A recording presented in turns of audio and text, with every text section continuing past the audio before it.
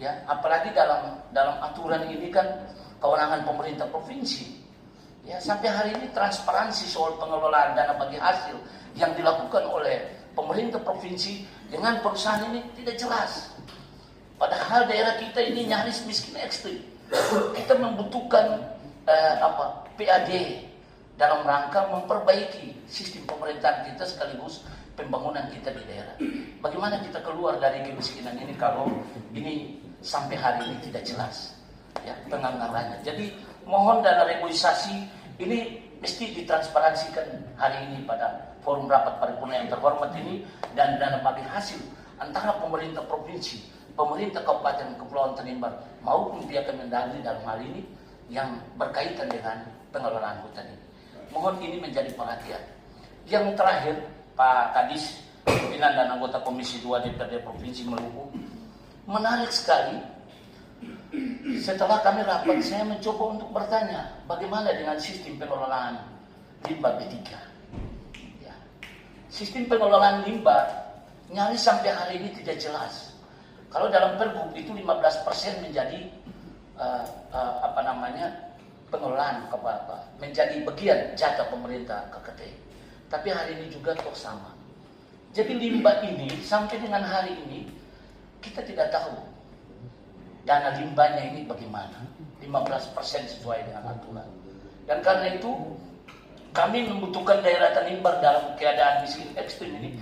Kami butuh program-program yang bisa memberikan dividen bagi pendapatan asli daerah di Kabupaten Kepulauan Tanimbar. Karena itu pengelolaan limbah ini, kalau misalnya pengelolaan limbah sebagaimana kita rapat kemarin, ternyata pengelolaan limbah ini bisa dikelola oleh BUMD yang diberikan izin sebagaimana disampaikan oleh pihak perusahaan.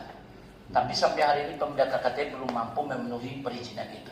Kami berharap bahwa melalui pemerintah Provinsi Maluku dan Pak Kadis Kehutanan, ruang-ruang itu dikasih. Jangan ditutupi. Dibuka ruang kepada masyarakat Tanimbar untuk sekiranya kita dikasih izin untuk mengelola limbah itu. Karena limbah itu nyaris terlampau banyak. Saya tanya Pak, pihak perusahaan sampaikan bahwa limbah itu setiap tahun itu mereka ambil dan muat dan dibongkar di Jawa. Mereka charter kapal, biayanya besar sekali. Kasihan kalau uang itu dikasih ke rakyat Tanimbar, mungkin rakyat Tanimbar sudah keluar dari kemiskinan ekstrem hari ini. Daripada limbah itu dikelola oleh pihak perusahaan sendiri. Padahal itu bisa dikelola oleh masyarakat setempat. Dan menarik Pak Kadis, pimpinan dan anggota Komisi 2, bahwa dalam pengelolaan hasil hutan ini tentu dia berdampak pada 4 desa. Tetapi saya harus ingatkan juga bahwa ada satu desa yang adalah pusat kecamatan, yaitu namanya Sera. Desa itu berdekatan dengan dia terpisah laut, tapi mungkin tidak jauh, hanya sama dengan Pokagelaran. Tetapi desa itu kena dampak dari limbah laut, yaitu minyak yang setiap saat kapal itu beroperasi keluar masuk dari sungai itu melalui desa itu atau Pulau Sera itu.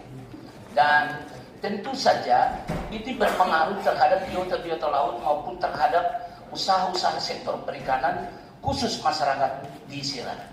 Karena itu kami minta atensi juga dari Pak Kadis Kehutanan untuk memberikan ruang kebijakan kepada pihak perusahaan agar tidak saja memprioritaskan desa penghasil hutan itu, tetapi desa yang berdekatan yang kapalnya beroperasi keluar masuk itu mesti juga mendapat bagian dari dana ini, dana bagi hasil ini. Karena apa? Kapal beroperasi keluar mengeluarkan minyak sanitasi laut yang pada akhirnya masyarakat setempat mengalami kerusakan hasil sektor perikanan mereka, yaitu di rumput laut. Karena itu mesti bukan saja 4 desa yang ada, tetapi Sera yang adalah kapal itu akan lewat di depan. Itu setiap saat kapal itu beroperasi dan mengeluarkan minyak, kotoran, limbah yang begitu banyak yang pada akhirnya masyarakat senantiasa selalu gagal panen dalam pengolahan rumput laut. Mohon ini menjadi atensi dan segera perkenan melalui rapat paripurna yang terhormat ini. Kami berharap bahwa penganggaran ini mesti disesuaikan dengan kondisi kekinian hari ini.